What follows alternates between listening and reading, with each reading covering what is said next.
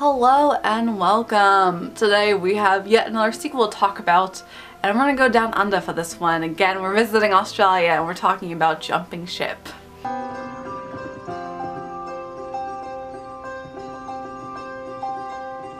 Jumping Ship is our sequel to Horse Sense. It was released in 2001, and whereas it just starred the two brothers the last time, Joey Lawrence and Andrew Lawrence, this time we have Matthew included. And Matthew Lawrence was actually the really attractive one compared to Joey, but they all were really like huge stars, like I said before. Action! Shot on location in Australia, the newest Disney Channel original movie stars Andy, Matt, and Joey Lawrence. And I'm kind of curious what happened to them now because they're not as relevant today as they were back then. Hey, I'm Joey Lawrence. I'm Matt. And I'm Andy Lawrence. And, we just did Home and Family, and, we were actually talking about we're going to be working on some music together again for the first time in a long time. And these guys are each on my show. Actually, the first time Ever. But Joey is still a little bit relevant because he had a show with Melissa.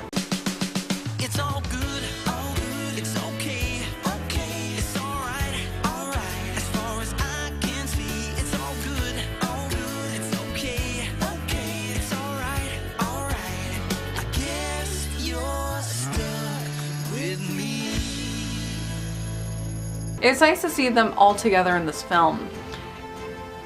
As a plot point, two cousins are going on vacation again, and it seems like Michael has lost all of his successful learning from the last film and is back to being a bratty rich kid that doesn't have a life and is 23 now and just is floating on by without knowing any hard work.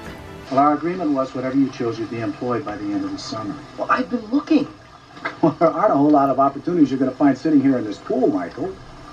They end up taking a trip to Australia and they are on the way to going to Paradise Falls, but they end up ending on a charter boat that is all broken down to Tiffany, as well as he ends up getting pickpocketed by pirates because pirates are still a thing. Do what you want because a pirate is free. You are a pirate.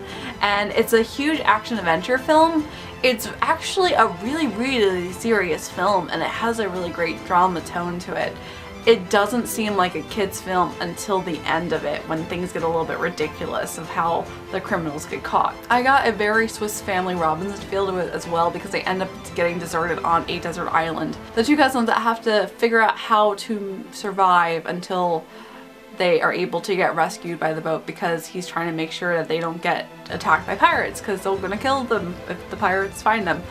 And it is very well done. I was enjoying watching this, and again, they don't make films like they did back then because you honestly could watch this anytime, any age, and you would be able to relate, not really relate, you would be able to enjoy the story and not look, it's not dumbed down. That's what it is.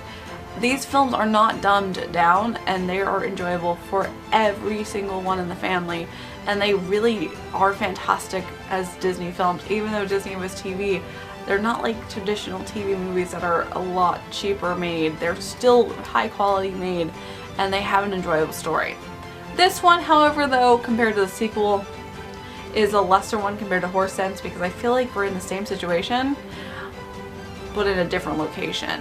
We're dealing with the same conflict that Michael has to learn that hard work is important and to be more careful and be more responsible, yada yada, the same exact conflict that he had in the first film. And that does take away from everything. And we also have the pirates. The pirates are an interesting villain. They are a really great villain. They're like hardcore, but when they go to trick them to escape, it comes off a little bit ridiculous and childish, and that's where I'm like, are you kidding me? These pirates would get afraid of this?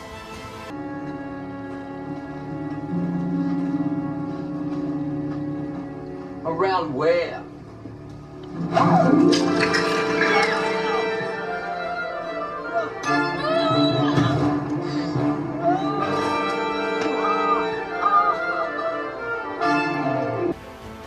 So that was the only concern about this film.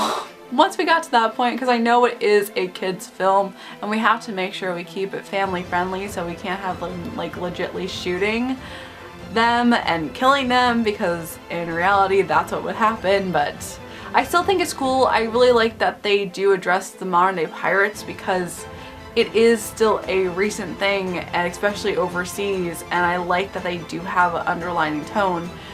Pickpocketing, because you know, even in Europe and different countries like that, when people tour it, they have a lot of pickpockets, and you have to be careful for those. So I give them credit that they addressed this issue and made this a part of the script, because it really was a relevant thing that's modern. So I really do enjoy it. But if you didn't like the first one, you wouldn't like this one. If you do like the first one, then I would say definitely check this one out, because they do work together. It's still enjoyable, and I'm glad to be able to watch it again. They're still so much better than the current ones, but Horse Sense is the superior one. The sequel isn't as great, but still enjoyable. Tomorrow though, we're gonna go back and we're gonna be talking about yet another one that's a super important film, if not the most important film that Disney Channel original movies have done. And we're gonna be talking about The Color of Friendship. So stay tuned, and as always, I hope you have a magical day, and I will see you real soon.